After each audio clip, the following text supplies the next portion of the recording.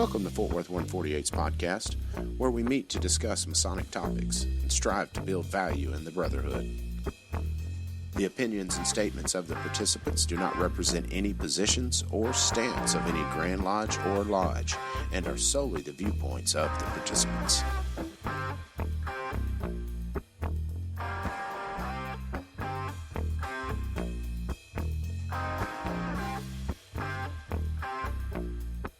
Hello again, listeners, and welcome to the Fort Worth Masonic Podcast. I am Billy Hamilton, past master of Fort Worth Lodge number 148. And my name is Gabe, and I am also a past master of Fort Worth Lodge, and we have a special guest with us today. Yes, my name is Robert Davis. I'm a past master of 3 lodges in Oklahoma. All right, folks. Now, Brother Davis is the sitting Grand Master of the Grand Council of Cryptic Masons of Oklahoma, and he is also a past presiding officer of the other 3 bodies of York Rite Masonry, which in Texas and a few other states we like to call gents like Brother Davis a 4-star general. So he is in he's rare company to be able to enjoy. And among other things, Brother Davis is also a fairly prolific Masonic author. And so we're privileged to have him on the podcast today and to get an insight into who he is and what he does in Masonry and share that knowledge with you all. Now, Billy, I know that you have a kind of a very research-oriented perspective on Masonry, so I'm sure that you've been excited for this for a while. Absolutely. So we'll start with a few individual questions for you, kind of get a feel for you as who you are as kind of as an individual and as a Mason, not just as a I did this and I'm currently working on that. Just kind of get a feel for who is Robert Davis.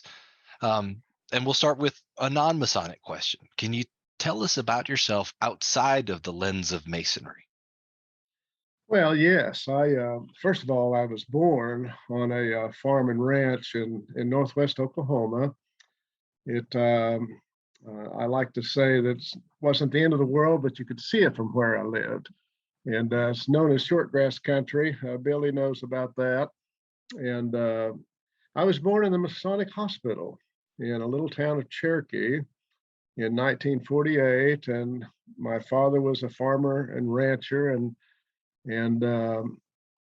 he was very active. He was a very active Freemason, as was my uncle, his brother, and we had adjoining farms. And so, as long as I can remember, my dad would come in from work. He would take a bath, put on his Sunday suit, slap on Old Spice deodorant, and his brother would do the same and come by and pick him up. And they went to lodge on Wednesday nights, and they did that for 50 years. And so I can't remember when I was not going to be a Freemason because he was actively engaged in the fraternity throughout his adult life. And another thing that I observed was the town that was the closest to where we farmed was a little town of about 2,500 population. And over my boyhood, I got acquainted with the most respected men in that little town. And a number of those guys just kind of paid attention to me every time they would see me. And that's where we'd spend our, social conversations outside the home. It's where we attended church, and that's where the festivals, we went to all the festivals they had. And so I got well acquainted with those guys. And when I showed up for my entered apprentice degree, all those guys that I knew and respected were there. They were my father's friends. And so I like to tell this story because I'll never forget standing in the preparation room, duly and truly prepared, and waiting for someone to return the knocks on the door. thinking to myself, tonight I'm going to be initiated into manhood. There was absolutely no question in my mind that Freemasonry was all about the journey to manhood.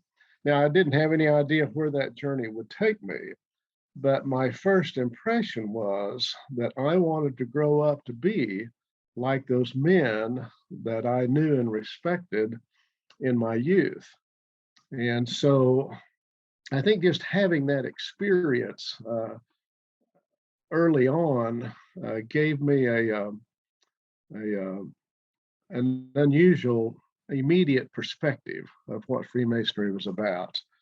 And so I was in college at the time. I joined between two semesters, and I had to wait until I got my degrees and things before I got active. But anyway, that was in 1969, and so I've been a Freemason now for what, 53, 54 years, something like that. And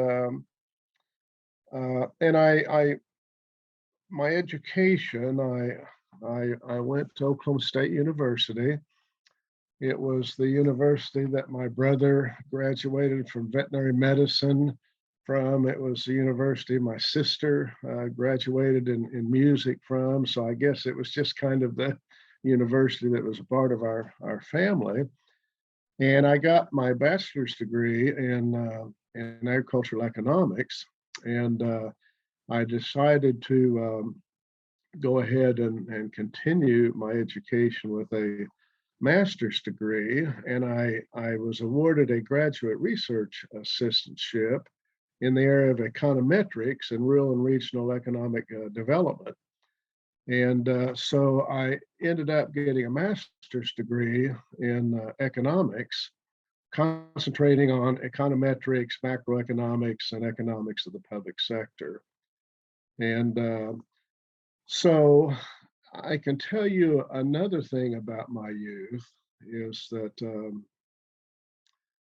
I said that we attended the festivals of our lives in that little town, and they had things for everybody in the family in these festivals, and they'd last all day long. And we would saddle up our horses and you know take them to town, and we'd ride in the parade in the mornings, and then they'd have a big public community feed out in one of their parks, and we'd graze our horses on the grass while we were eating, and they had all kinds of activities during the afternoon, and they'd usually end up with a rodeo, so we'd ride we'd ride in the rodeos and stuff like that.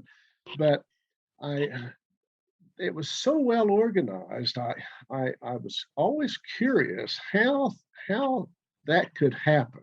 How could a community do things like that? And when I was 9 years old, I discovered that it was the city manager that made all of that happen. And I remember pointing at that man when I was 9 years old and saying, I want to be like that man because he makes a difference to everybody. So when I was 9 years old, I knew I wanted to be a city manager. And so that's what I did. When I graduated from college, I went to work first of all for a council of local governments. They called them sub-state planning districts, and back at that time you had to have a comprehensive plan before you were eligible for any federal grants. And so my job was to visit all the communities in an 8-county area and write their comprehensive plans for them. And of course, I also got pretty good at writing federal grants for them while I was at it. And so it was while I was serving on that council of governments that I got acquainted with the city manager of Enid. He was on the board of directors of that sub-state planning district. And he asked me if I would become the city planner of the city of Enid. And so I did that. And Enid was a town of about 50,000 population. And so I started out in city planning, and of course I wrote a comprehensive plan for the city of Enid, and land use plan, and then he reorganized that department into the Department of Community Development, and I was over planning, zoning, and code administration, and the library and the airport, and several departments like that. And then he elevated me to assistant city manager, and so I did that for 5 years or so, and then I became the city manager of that city. So I spent 14 years, my first 14 years of my life, in city planning and city management. And that of course, as you know, is a servant leadership position. And while I was doing that, I also got engaged in many of the nonprofit, kinds of organizations in the community, and ended up, serving on a number of community boards and committees, and I, I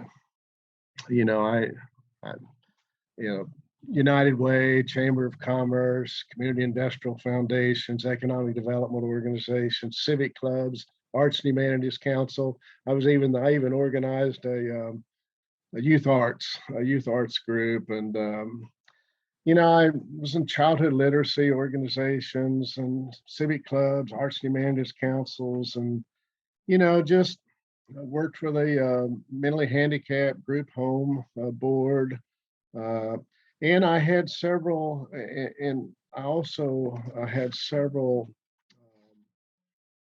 state positions that I was able to serve on while I was in that profession. I was on the state of Oklahoma's Solid Waste Management Committee for the Department of Health. I was on the Technical Advisory Committee of the Oklahoma Department of Transportation. I was on the State Arts Council Grants Review Board, and I served as the governor's delegate to the Congress for Arts and Humanities, and so you can just imagine that I lived in a world of servant leadership.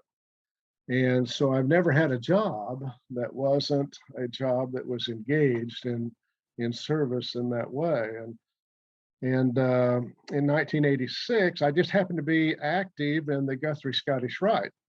And that was about an hour's drive from Enid, and the lodge I belonged to in Enid had one of the active degree teams in the Guthrie Valley, and I got on that degree team. So That's how I they think get you. that's how they get you, yeah. And so I joined the fraternity in '69. I joined the Scottish Rite in '71, and did not go back until 1975 because I just had all these other things going on. But I've never missed a Scottish Rite reunion since 1975. There you go. Yeah. Anyway, that's kind of my background. Well, that's a pretty good background. It's kind of funny because one of the questions that we have here is, and these are questions that we put together in advance that we can throw at our guests. And, I really kind of like that. One of the questions is fairly early on. One of the questions was made moot, right? It's what inspired you to join, right? And Yeah. it's kind of neat because in your life, it seems like, you could say there's an inspiration, but there's no inspiration needed because from your earliest memories, it was almost an inevitability that you would join, and Yeah. it's kind of neat to see that very positive role model of your dad and your uncle say, yeah, nope, this is what we do, Right. Yeah. Now you've had your fingers in all sorts of Masonic pies, right? So past Grand Master of the Grand Lodge, past Grand High Priest, past Grand Commander, sitting Grand Master of the Grand Council. And you're also very active in the Scottish Rite as well, in addition to a lot of the book writing that you do. What is your favorite aspect of Masonry, and why? Well, oh boy, That's a of tough one. course, yeah, There's a lot to pick. that has changed over time for sure. I I think that I got involved in writing about Masonry just out of my ignorance. Uh, you know,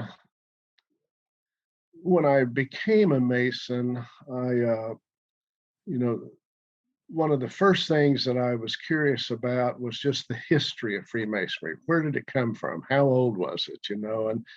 And so I kind of went down that path, and back in that time, it was very, very difficult, if not impossible, uh, to communicate with any Masonic scholars. We all lived pretty isolated lives in rural America, and I would ask Masons, local Masons, a lot of questions, and they were very, very nice men, and they were very, very honest with their responses. They say, "Brother Davis, we just enjoy the fellowship of men. We very much enjoy coming together, and we very much enjoy the ritual of the fraternity and being proficient in our degree work and things like that. But we don't know. We're not Masonic scholars. We don't we don't know any of that kind of stuff."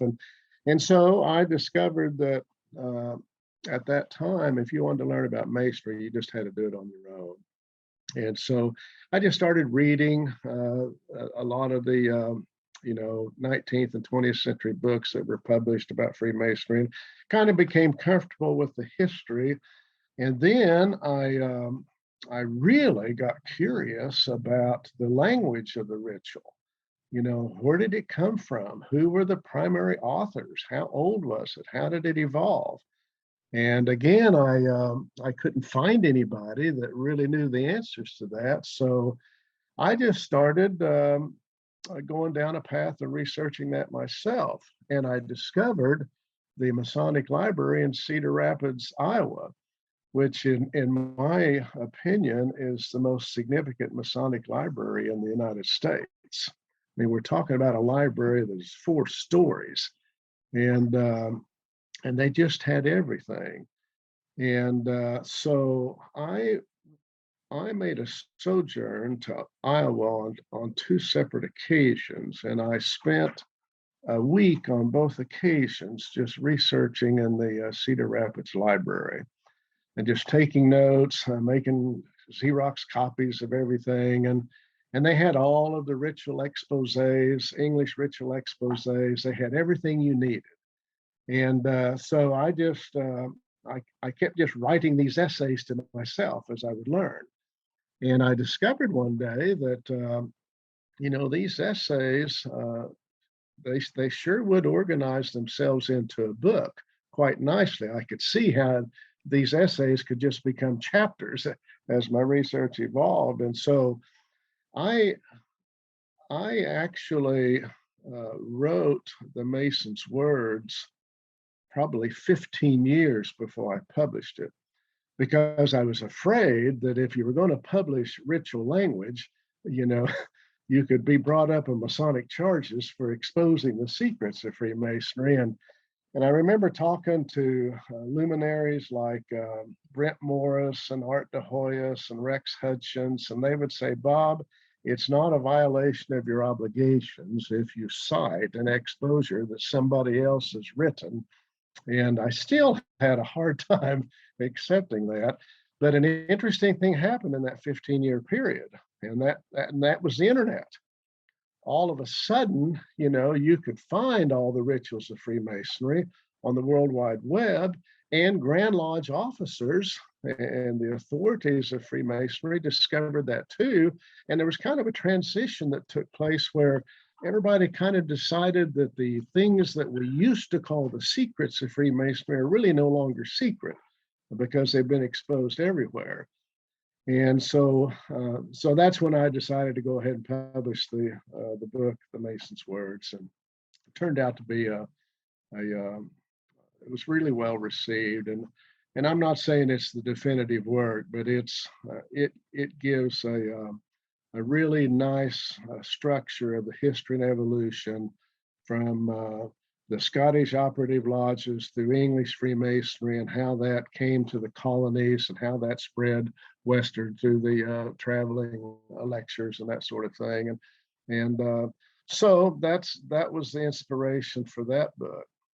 Now, another inspiration was the book that another thing that I was interested in and curious about that became Manhood in America, Understanding Manhood in America, because it also occurred to me that there weren't any books about manhood.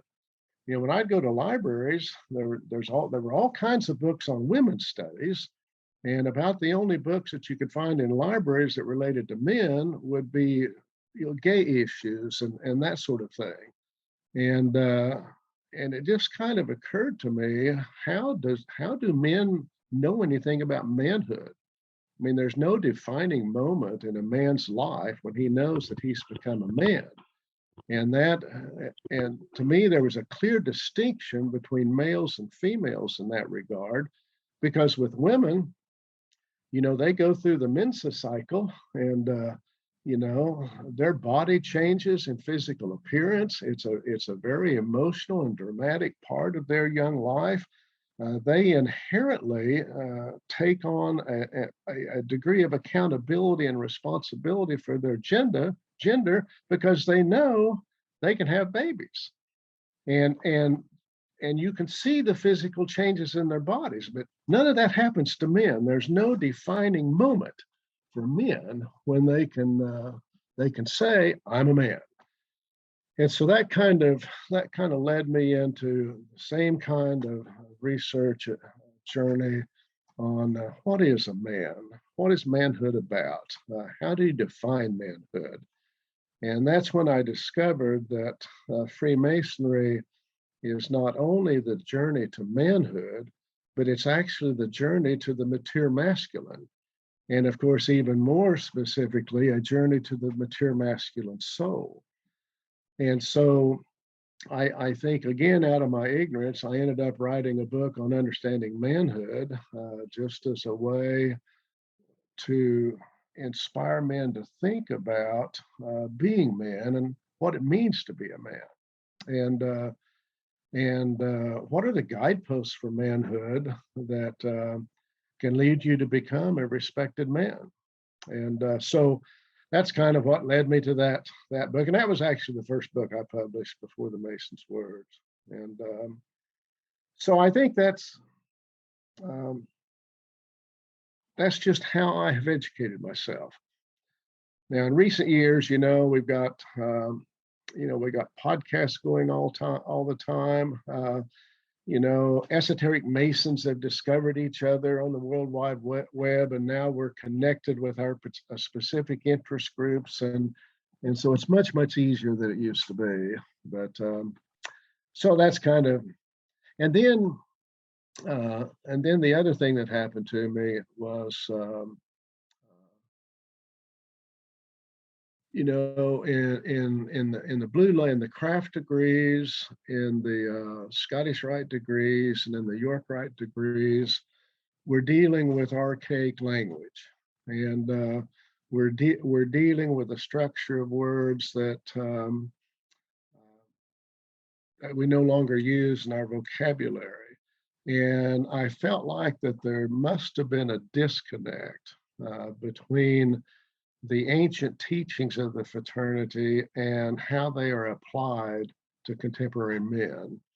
And that sort of led me down the path of interpretive studies on the meanings behind the ritual language.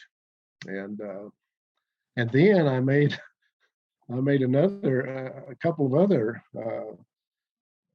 interesting discoveries, and that ties into this journey of manhood, and that is, what is the quest of the Symbolic Lodge and the overall journey of manhood? What's the quest in the Scottish Rite 4 lodges, and what's the quest in the York Rite?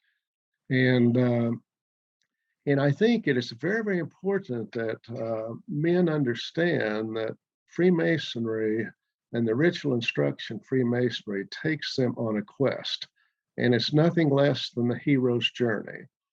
And every aspect of the monomythic hero's journey that Joseph Campbell wrote about so eloquently, you know, are clearly represented in the degrees and the themes of Freemasonry.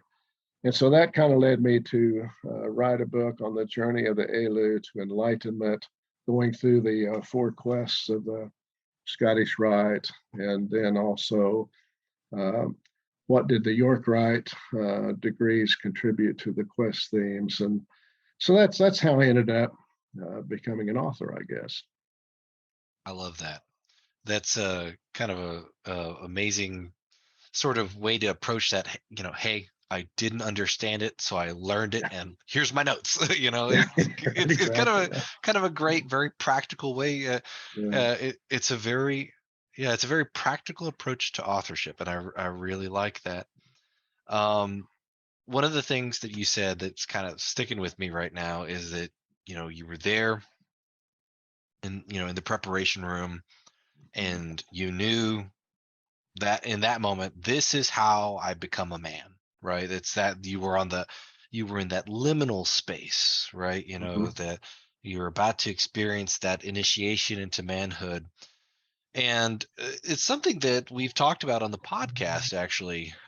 You brought it up that women have a very inherent biological initiation into womanhood and stuff, and men have to kind of construct their initiation into manhood. Um, and one of the key concepts in your book, understanding manhood in America, is that you have to kind of rise above in order to understand this whole process and understand how you become a man. There's a few questions that spiral out for me from that. I guess the first one would be, what do you think the effects are of Masonry and other initiatic orders being kind of one of the only structured initiations into manhood in the West, and what effects do you think that has on our culture as men? Mhm. Well, I think first and foremost, men have to be initiated into manhood by older men, and uh, and your initiation into manhood is going to be a function of the kind of men that you're attracted to, and so every man has to be initiated into manhood, and he's going to be initiated into manhood by what he picks up from other men. And so he's either going to be initiated into a gang, or he's going to be initiated into a group of self-initiated men, or maybe he's going to be initiated into manhood through his service in the military. There's a lots of forms of initiation, but I think the secret societies have always existed to formalize that into a structure and a path that is progressive in its nature. And I think that has been the influence of secret societies on manhood. And of course, the problem is that, uh, you know, 98% of the men, don't take advantage of the instruction that's offered to us by these ubiquitous societies that have always existed to take care of this function for males. And and I think if men understood that that was what Freemasonry was all about, we would just inherently become immediately more popular. Because I think the only way that a man really becomes a man is through his association with other men. And the reason that Masonic lodges were created almost wholly uh, by an intergenerational model of men was as men had their own rites of passage. They moved from a student, from an initiate, a seeker to an initiate, to a master and then a teacher. And so our rites of passage as men change. And what older men need to understand is that their contribution to manhood is, of course, first and foremost, their examples as men, but secondly, in being mentors to the generations of men below them. And up until the Depression of the 1930s, that was an easy process for Freemasonry because sons always followed their fathers into the fraternity. That's the reason we never had to worry about membership recruitment for 250 years, because Freemasons understood that, that this was a journey to manhood. And so we had that, and what happened was that the three generations of males that lived in many homes prior to the Depression, those younger males had to leave and find jobs outside of the areas in which they were raised, and they didn't come back to those homes. And then World War II happened right after that, and literally a generation gap existed for the first time in the history of Freemasonry as a result of the Depression and World War II.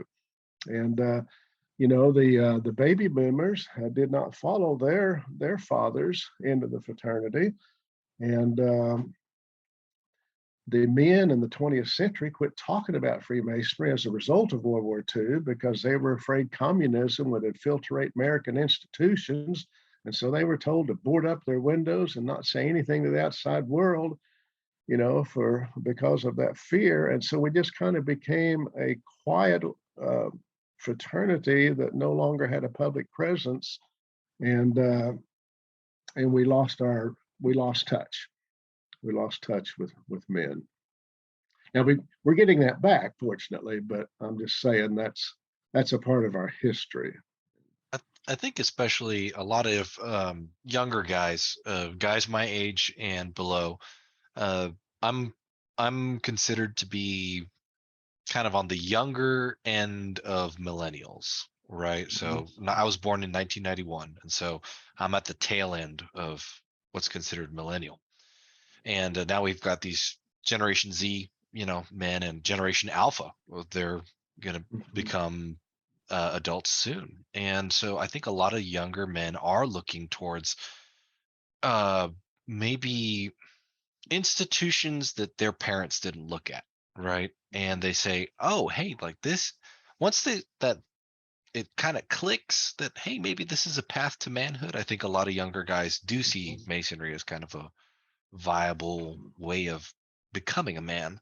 Now, there's a cool concept that you touched on, the idea of manhood versus mature masculinity. And can you kind of elaborate on that? Sure. And it has to do with the quest that we undertake when we begin this journey through our fraternity. And the the largest challenge, I think, for young men is uh, developing an awakening consciousness, a sense of self-awareness. Uh, Men have a tendency just to live in the moment, and and and and guys are just really, really good at living in the moment, and they just, what's going on with their life in any given day is their life, and they're just kind of living it day by day, and they're not giving a lot of serious thought to themselves. Uh, they may be focusing a lot on their occupation. They may be learning all they can learn in the occupations that they have, uh, and they kind of reach a point where they know everything that they want to know except themselves. They don't know themselves, and so I see the quest in the symbolic lodge degrees is a quest of awakening consciousness, and that is the first requirement of getting on the path to the mature masculine. you first of all have to become aware of, from whence you came, what has influenced your understanding of the world, and that is all a function of the family that you were raised in, the culture you were raised around, the education that you received, and all the biases and stuff that we deal with, and the ignorance that we deal with, and in learning about all that stuff. And we sort of have to stop at some point and kind of reevaluate what we know. And what have we learned that has validity to us and that's consistent with the values that we have, and what doesn't seem real to us. And that's a generational problem. And so I think Freemasonry does a really good job at identifying what awakening consciousness is, just through the teaching of morality and virtues that's within the language, that at least gets a man on a path of becoming a virtuous man. And so, and that's a process. That's not an event. I would argue that few men become an initiate on the night that they're initiated into the fraternity. That initiation is a transformative thing, and Freemasonry is a transformative art. So it's something that occurs over a period of time as your consciousness grows, and as you make the decision to kind of go inside yourself and discover who you really are. And men have to reach that point before they can understand the nature of the mature masculine. And even Masons, a lot of Masons don't ever reach that point. A lot of Masons just enjoy the fellowship of men. It's the number one psychological need in men is to have fraternal relationships with other men. And that's as far as some men choose to take it. But for the fellow that really wants to understand himself and grow in his learning about himself, he's the guy that's going to cross these various portals, and he's going to internalize.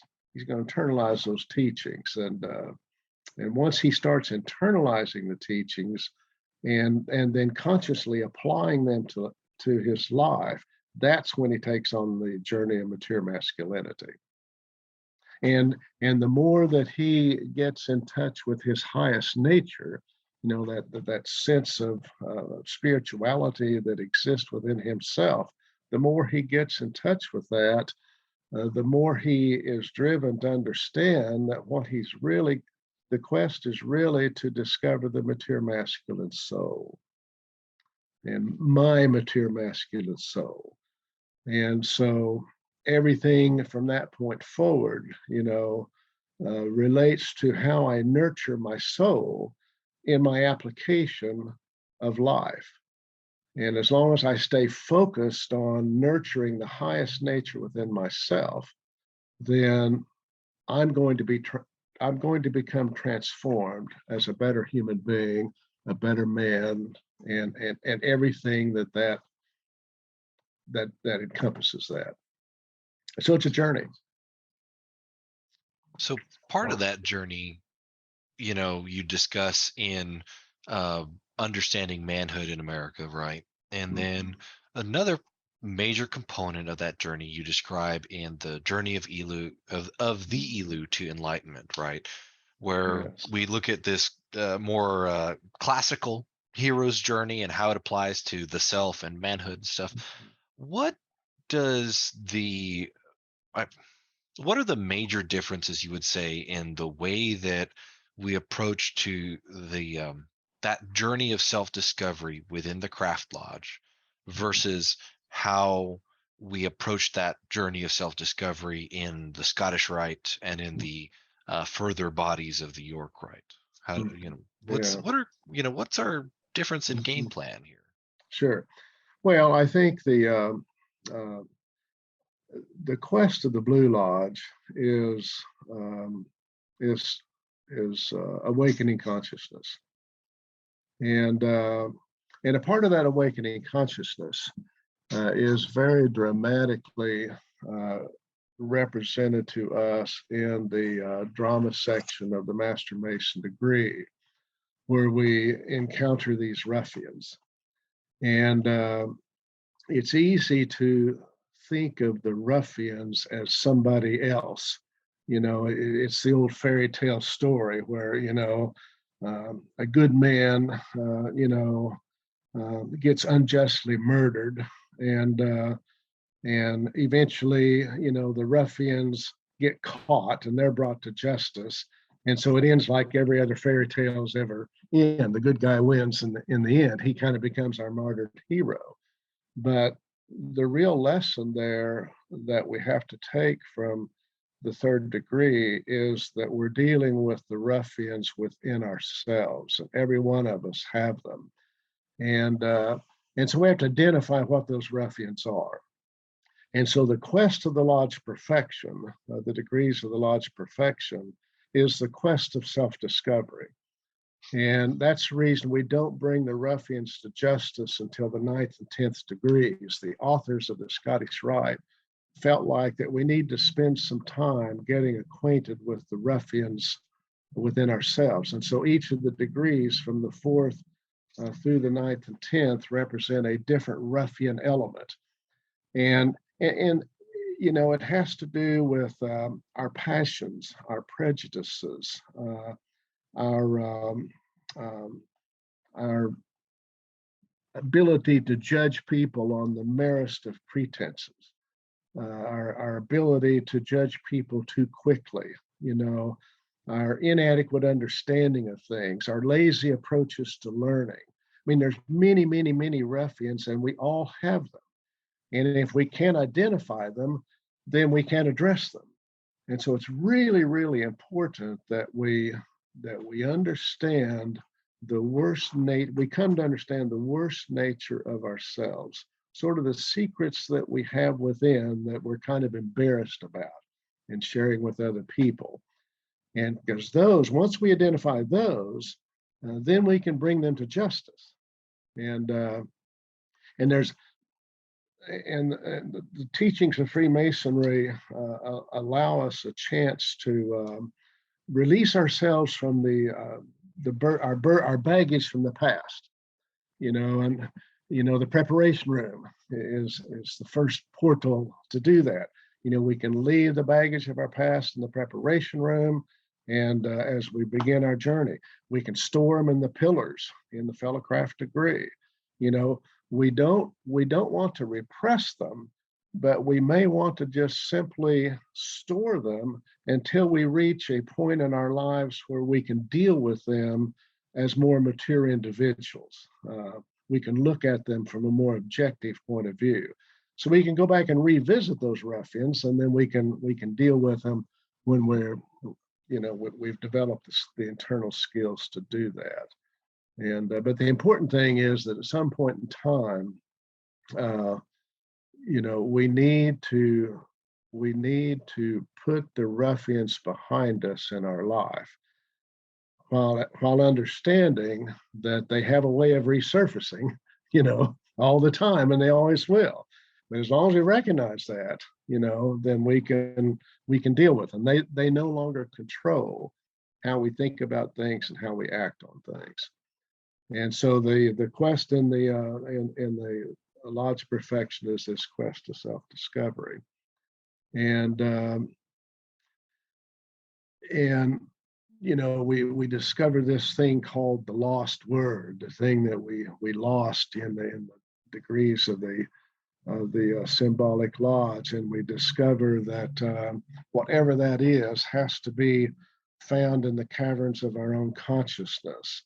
And that means that we only find that has been lost by going within ourselves. And so, once we make this self-discovery, then the chapter of Rose Croix is the journey to light and knowledge, having having become aware of this, of our spiritual nature, how do we use that? That's very, very important. I mean, I love all the degrees of Freemasonry, but I would say, and I've had I've had a number of Masonic scholars agree with this, that probably the most important degree in Freemasonry is the 18th degree. Yeah, because that teaches us about the law of love. And so then, we launch into the Council of Kadosh degrees, and that covers actually the initiatic tradition. And one of the things that the Scottish Rite provides that the York Rite doesn't provide is this review of the ancient mysteries traditions. And we make this journey, we kind of review this journey of faith versus reason, and we reconcile and we balance, we balance those two concepts by applying both faith and reason in how we look at our spiritual nature. And so we take on then the virtues of knighthood, which is one of the archetypes of manhood. And so we go through the traditions of knighthood, and we become spiritual knights. And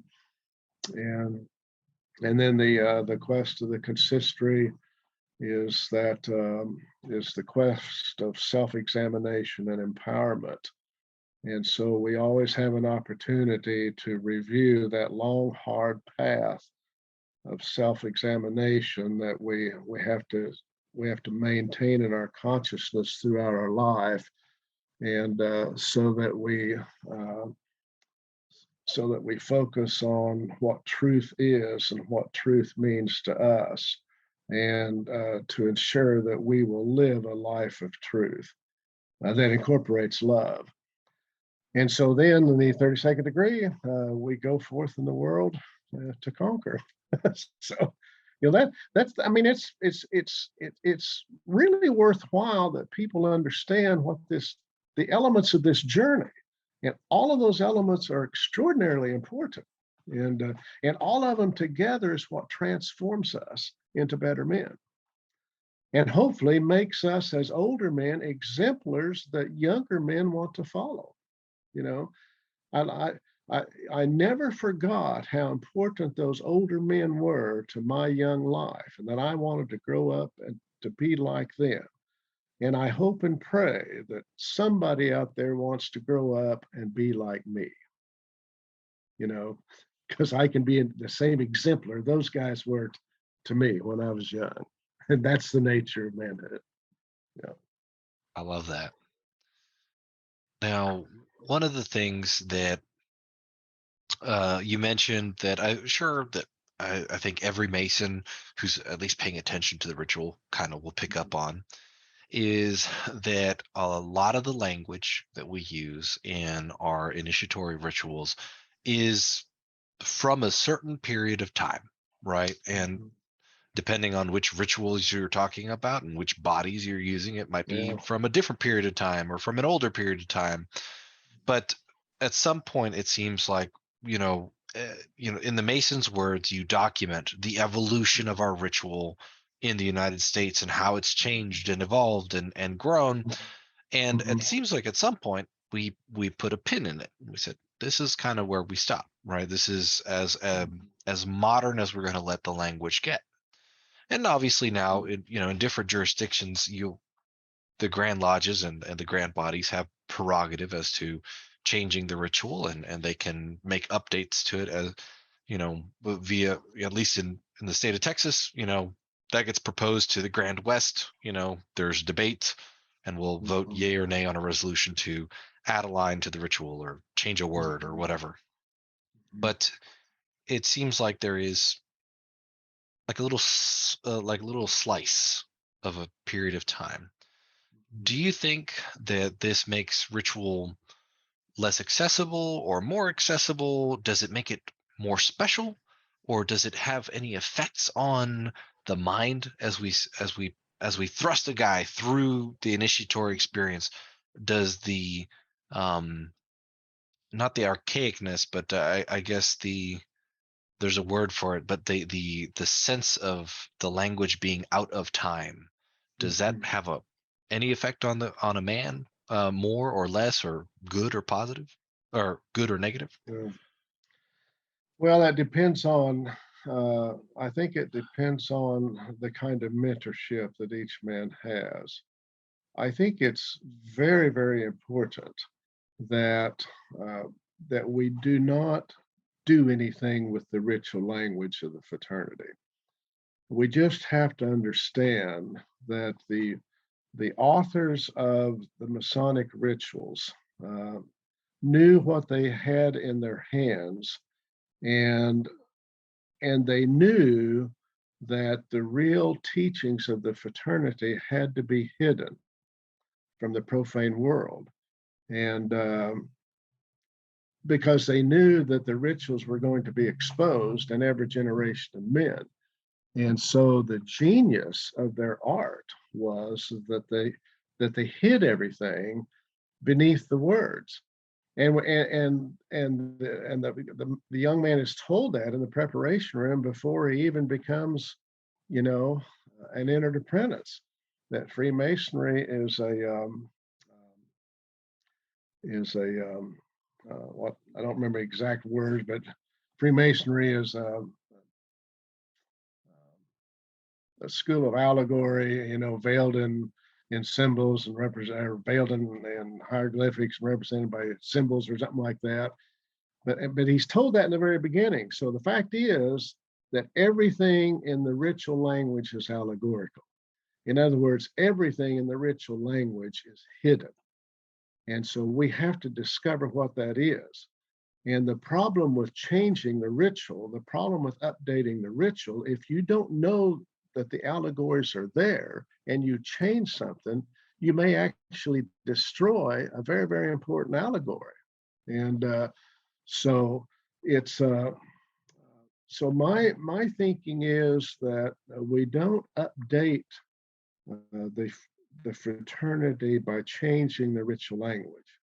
I have absolutely no problem if we want to put contemporary images, with the old lantern slide images that were created in our, second and third section lectures. There's lots of ways that we can give images that relates more to contemporary men than in past generations.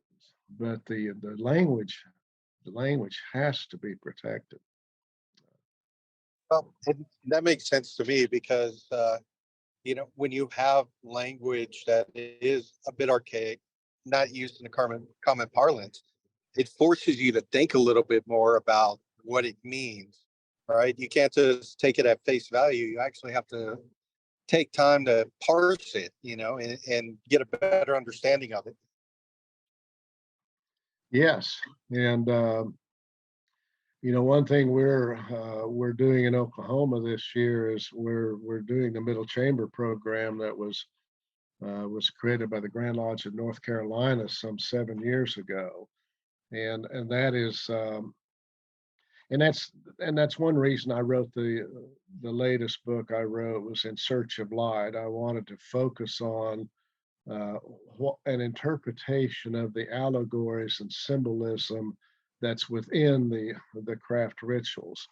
And so, we just have to understand that, King Solomon is an allegory. Solomon's temple is an allegory. And so if you think you're going to use another temple, what kind of a temple is it going to be?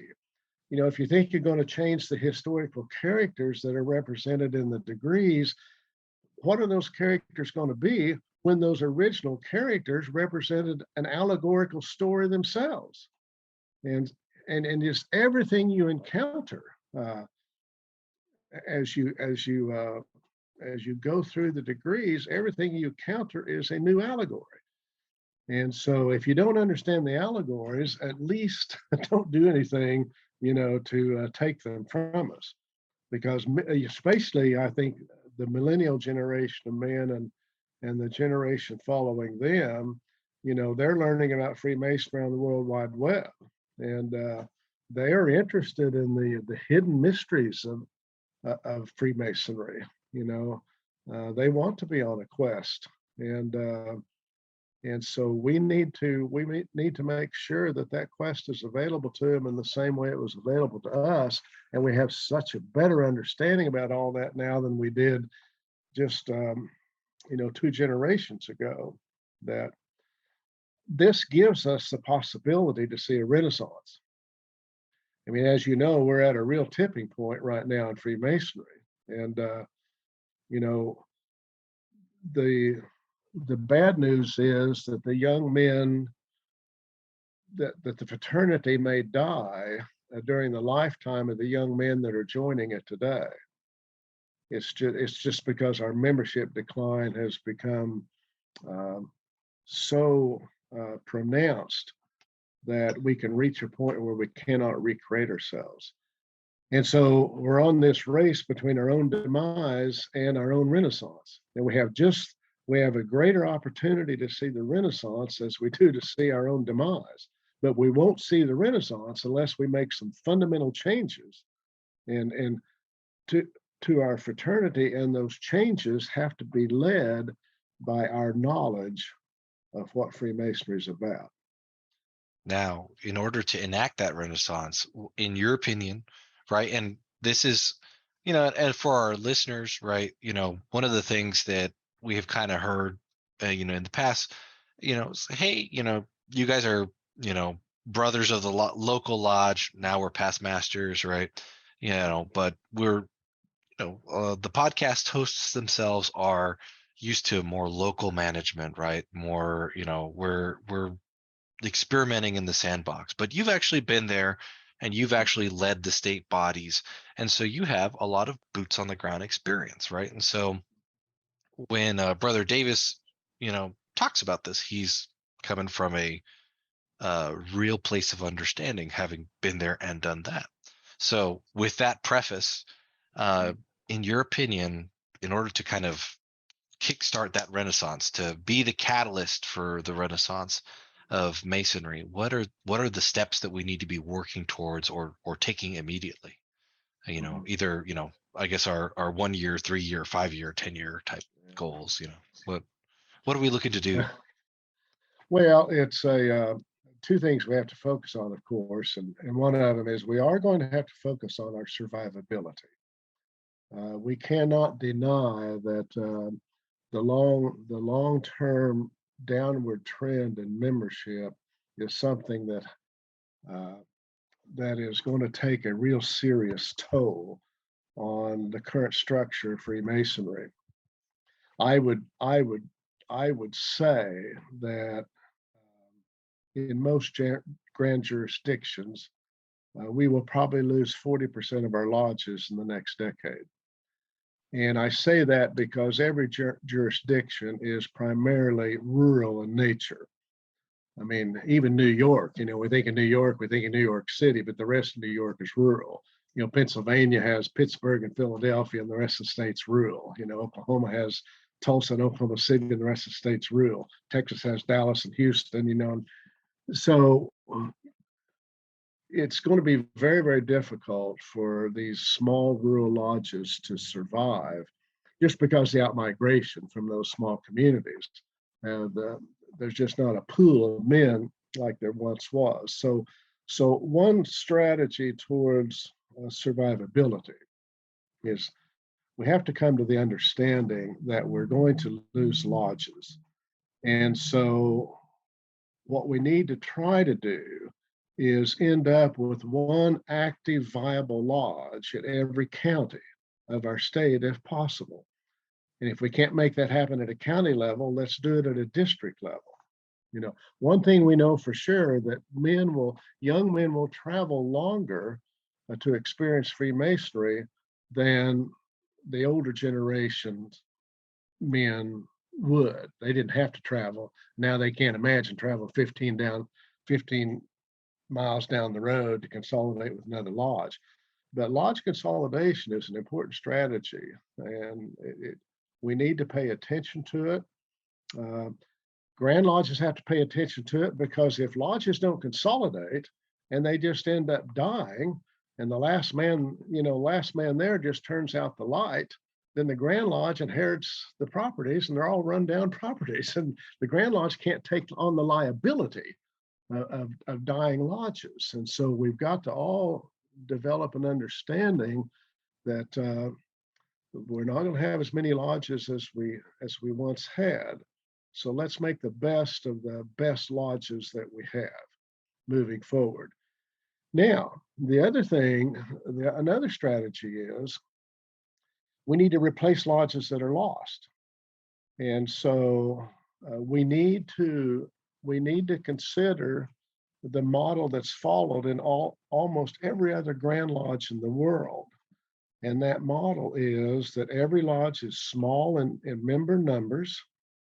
I mean, I've looked at the Grand Lodge membership of every Grand Lodge in the world.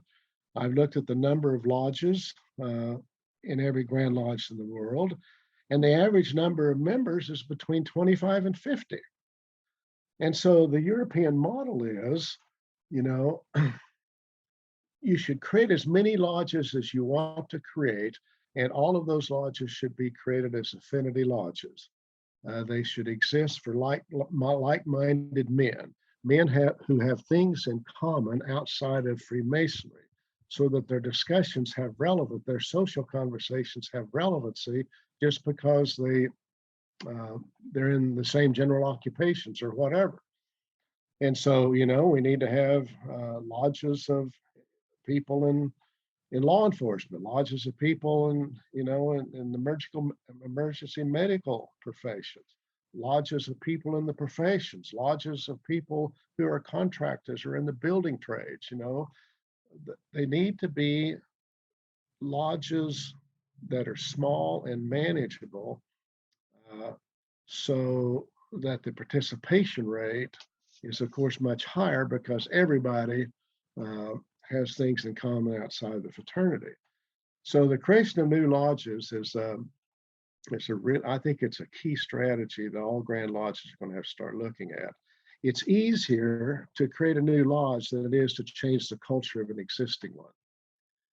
And if that existing lodge is made up primarily of men in their late 70s and 80s, and there's only 6 or 7 guys keeping it open, they don't have the energy to recreate themselves.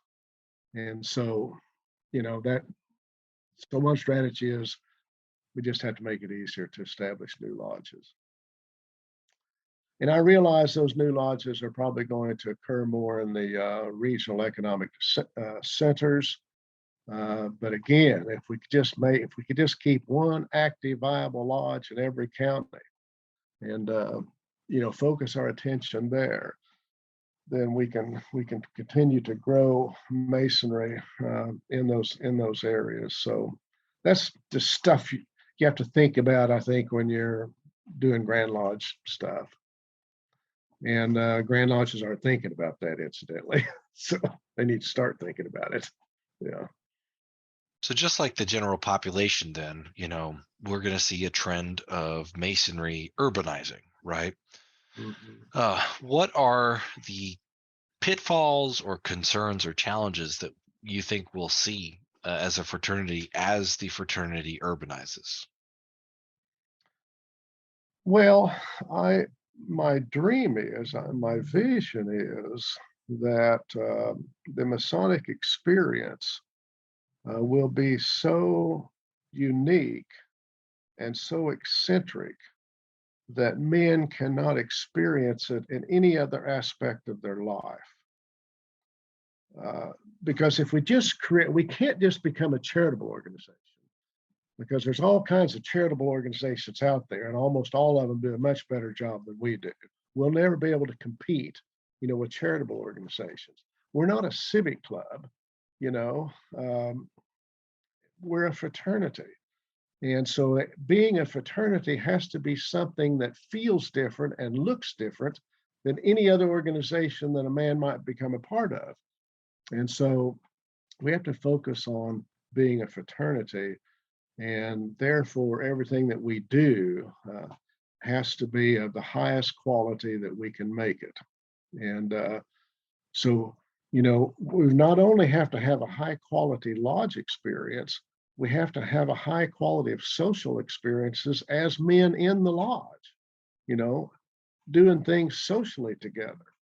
And so, one model that I think uh, is is becoming more popular and is growing, and and we got this from the European lodge model, and that is the traditional lodges. Uh, bringing back the old traditions, making the tiled space of lodge a truly sacred space. And in order to make it a sacred space, it has to feel like a sacred space. So you got to leave all those profane conversations outside that sacred space. It wouldn't hurt, to use candles and darken rooms and music and all that sort of stuff and even contemplations, so that people that when they're in that sacred space, they are in there to do the inner work, and we're all doing the inner work together. And then we can go have a wonderful dinner, and socialize and all that sort of stuff, which also is another part of a quality experience. I belong to one of those kind of lodges, and we meet once a month, and we and it's an all evening thing. We show up between 5 and 6. Our meetings start at 6, and you know, they're usually over by 7:30. We go out to a nice dining establishment with a private room and enjoy a very, very nice social experience together. And and if you offer that kind of an experience is attractive to men. That makes sense. What one of the things that we see here with the observant movement is that it's a really good way for um, lodges to kind of revamp their image, revamp what they offer to members or to prospective members. What are some similar ways that that can be applied to, say, the York Rite or the Scottish Rite? The York Mhm, Rite, it seems like it's maybe a little bit easier because you say, hey, we have this observant lodge model. The York Rite bodies are structured much like the lodge, so that kind of you can transpose a lot of that fairly easily. mhm, And you have some of that, like in AMD, for example, is kind of more of a formal, more elegant experience in mhm, many ways. mhm, What's mhm, but Scottish Rite and the shrine and stuff, those are very large bodies, right? Lots of moving parts. They can't mhm. necessarily turn that big of a ship very fast, right? Yeah. What are some ways that Masonic organizations of a larger size can implement stuff like that? Mhm. Well, it's you know, um, all of the concordant bodies of masonry, the degree conferral bodies of masonry, they're under even a greater threat of demise than our blue lodges, because their productivity depends 100% on the productivity of lodges, and so their numbers have declined even more dramatically uh, than our blue lodges numbers have declined. Their strength is that the strength of the Scottish Rite is, of course, that it's not an experience that you have to have every month.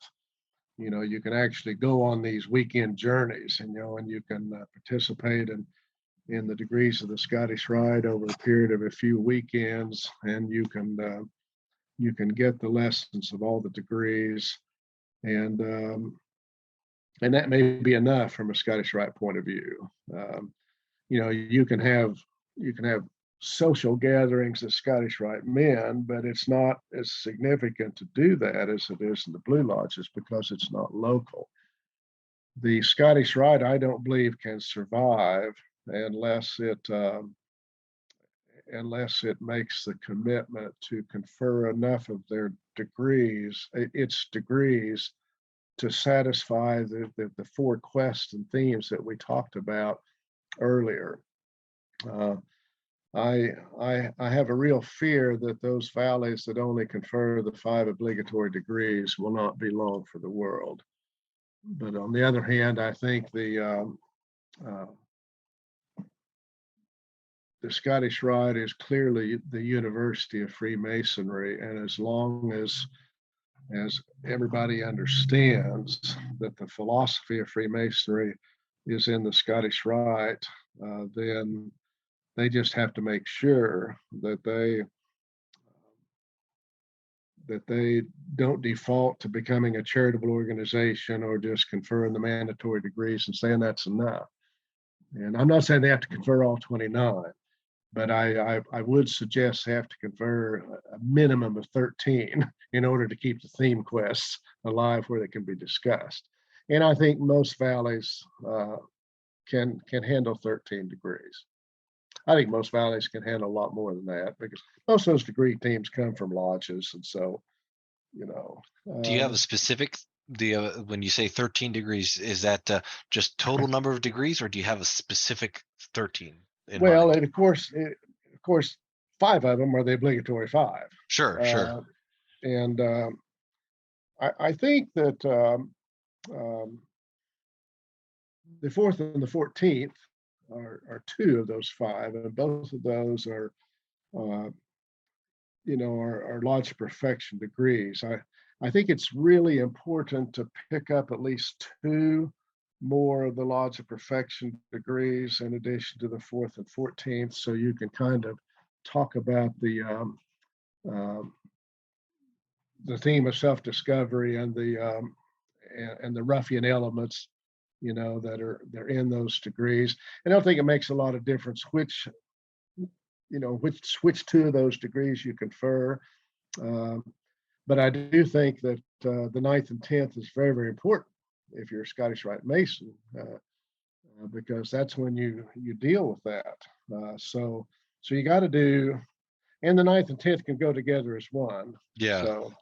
So I'd say pick up 2 more in addition to the 9th and 10th. So maybe 3 there. I think in the chapter of Rose Croix, you could probably get by with only doing the 18th degree.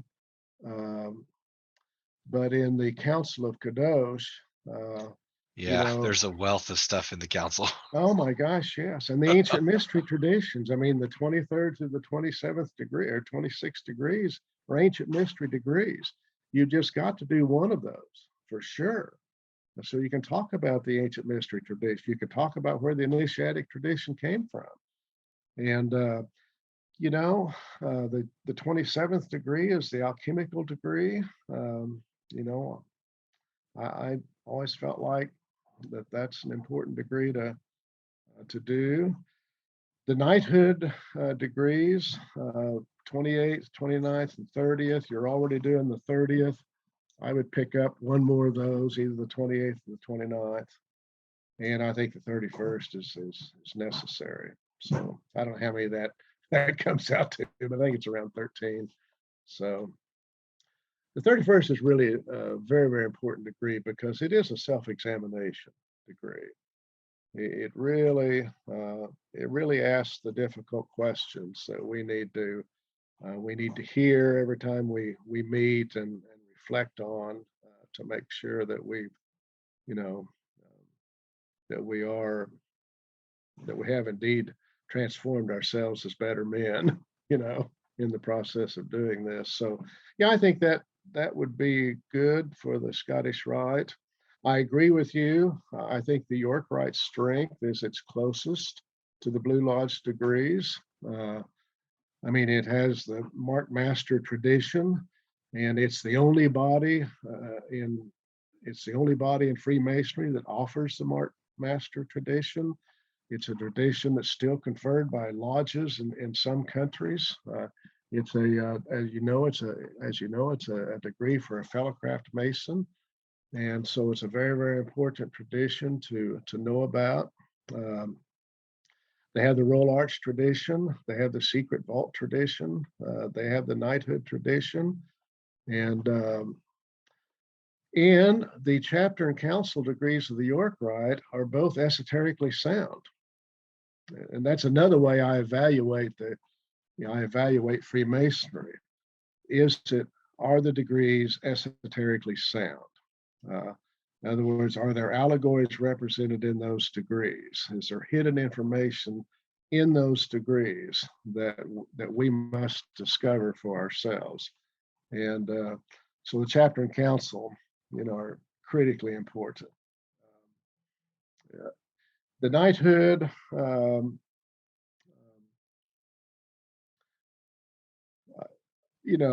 a lot of people argue the Order of the Temple is the most beautiful degree in Freemasonry, and it is a beautiful degree. Certainly the most important of the knighthood degrees of that order. You can receive the Order of Red Cross. You can kind of get that in the Scottish Rite, so you have an option there.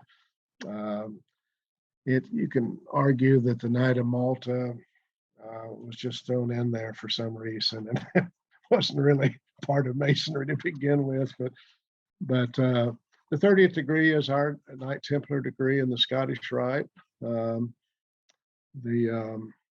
It might be a little more difficult for the York Rite, since that's a Christian order of Freemasonry, and that's there's young men want Freemasonry to be inclusive when it comes to faith systems, and so that represents a bit of a challenge for the York Rite. But chapter and council degrees need to stay in place. They really do, if they can. But not every local body needs to have a chapter, council, commandery. If you just have a chapter, if your local lodge can create a York Rite chapter, then you can create regional York Rite chapters, and then you can feed them into regional festivals where they can continue their experience as a York Rite Mason. So, yeah, I think it's unlikely that a lodge an individual lodge will have the men in place who could confer all the York Rite degrees, locally. I just don't think we're going to be able to do that. So we're going to have that on a regional scale too. So Robert, if you don't mind, I want to start kind of circling back. In the beginning, when you talked about your journey into Masonry, you spoke about how the Masons were the community, right? They were beyond an integral part of it. They were kind of the linchpin and the organizers and everything that kept everything, on in the community. They sponsored community events. It was almost like an ever-present part of communal life. And then you had also talked about how during the Depression and the that changed over time, over the past couple of generations. The question I have for you is, in our modern world, how everything is, most interactions we have are very transactional. How do you think Masons can build awareness of Masonry in the community, so that way we can start reestablishing ourselves as a part of the wider community that we find ourselves in? Mm-hmm. Well, we have a wonderful tool, and that's social media. We have wonderful marketing opportunities, like beafreemason.org and all the wonderful stuff that came out of that program, and that can be adaptable to be a texasfreemason.org.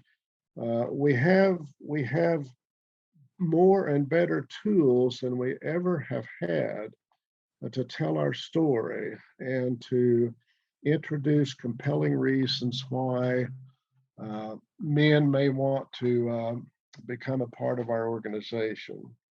And so I don't worry much about being able to put ourselves in front of men. We have the ability to target almost any population of men. but we also have to have the leadership in place to make sure that once a communication is started with someone who has a passing interest or curiosity about Freemasonry, that we continue that communication uh, in, in very thoughtful ways without necessarily tying it to him becoming a Freemason, but just encouraging him to understand what Freemasonry offers any man who wants to join it. And so I don't worry about being able to attract men. And I think, as a matter of fact, I think we could do a lot better job at protecting our West Gate just because of the tools that we have now that we no longer have. The one thing that I've noticed, and I don't know how to make this tie, but we need to figure out how to bridge this gap. Uh, Lodges do a lot of charitable good in their communities. I know in Oklahoma, we through our through our Oklahoma Masonic Charity Foundation, we distribute $6 million a year to community causes all over the state, and almost all of that money is run through local lodges, so that money is always given in the name of Freemasonry. And it has amazed me that as much good, and especially in small towns, many small towns, the Masonic Lodge is depended upon by the community to serve a lot of its nonprofit causes. We don't seem to be able to convert that to member numbers. And I think that's a leadership problem.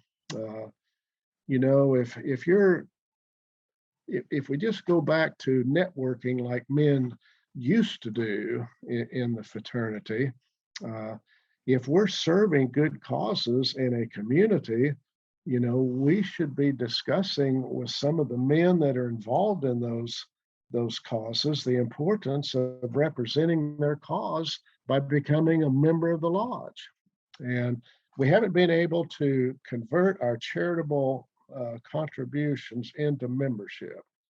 And I'm not saying that we can't do it. I just haven't figured out how we do it.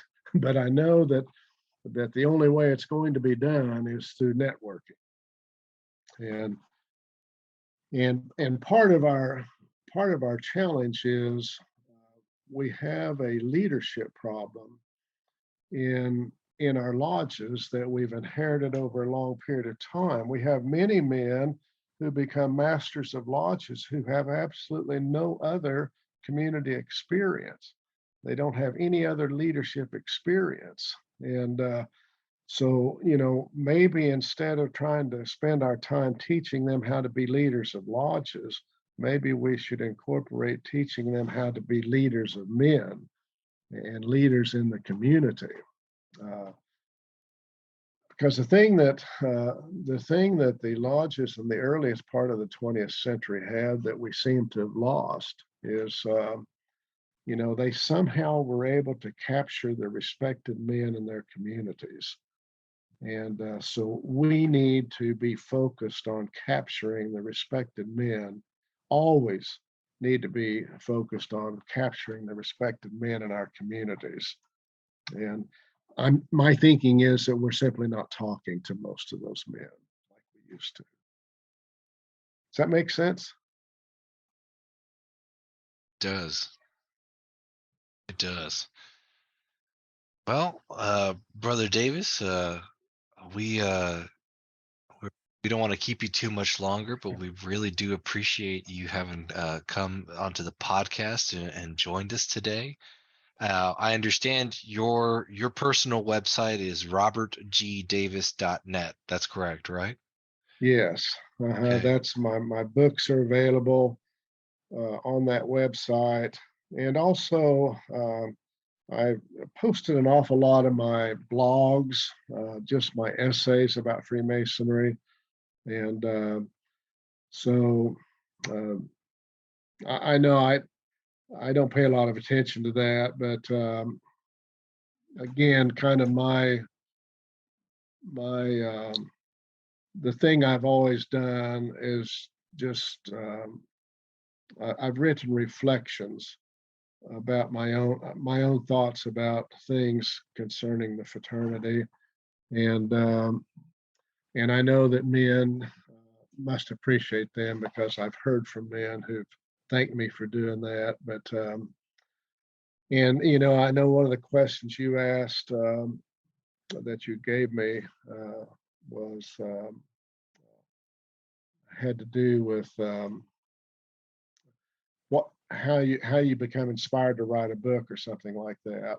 And I think the key for me is I have a creative gift, and I have these creative sparks, and I don't know when they happen, but when they happen, I'll all of a sudden get this idea, and then I just have to write until the idea sort of gets on paper, and so all of those little essays have just been those little creative moments I've had where I've had to sit down and write out my thoughts. And that's the same way I approach the book. So if you have that kind of gift, use it. My gosh, use it. Yeah. People need to hear your thoughts. People need to be able to read what you know. You need to freely share what you know with the outside world, with the Masonic world. And every man has things they can share. And so I just think one of the things about servant leadership is you just should freely give away your knowledge. And if all Masons would just freely share their knowledge, we could all learn together. I like that philosophy. So, dear listeners, if you would like to purchase some of Brother Davis's books, or read some of his blog posts, and read some of his essays, you can visit him at www.robertgdavis.net. That's all one word. And if y'all want to learn more about Fort Worth Lodge or the podcast, you can find us online at www.fortworth148.org or fortworthlodge.com. We are Fort Worth Lodge 148 on Facebook. And if you want to email us and learn more, you can reach us at info148@fortworth148.org. Texas Masonicon is one of our educational events, and that's coming up this summer in August. If you want to learn more, you can go to texasmasonicon.com. We spell that texasmasonicon.com. And we are Texas Masonicon on Facebook, Twitter, and Instagram. So, dear listeners, thank you very much for joining us again. And we appreciate y'all joining us on the search for knowledge in all its forms. Thank y'all so much.